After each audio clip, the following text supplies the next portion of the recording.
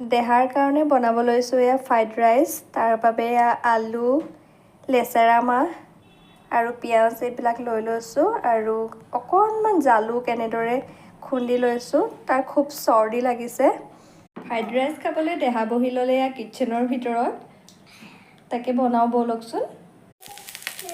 এয়া দেহাৰ বাবে বনাই আছোঁ মই ফ্ৰাইড ৰাইচ আৰু ইয়াতে অলপ দি দিম মেগী মছলা, যিহেতু সৰু ল'ৰা ছোৱালীবিলাকে মেগী খাই ভাল পায়, গতিকে মেগীৰ ফ্লেভাৰৰ বাবে ইয়াতে অলপমান দি দিম এতিয়া মেগী মছলা।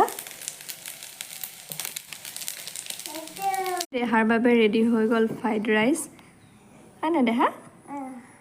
যিহেতু তাৰ চৰ্দি লাগি আছে, সি ভাত খাব মন কৰা নাই, সেয়েহে আজি এনেদৰেই ভাত কেইটামান ভাজি দিছোঁ। ফ্ৰাইড ৰাইচনো কি আৰু, হয়নে দেহা? এইটো টেষ্টি হৈছেনে? Bye bye. Thank U.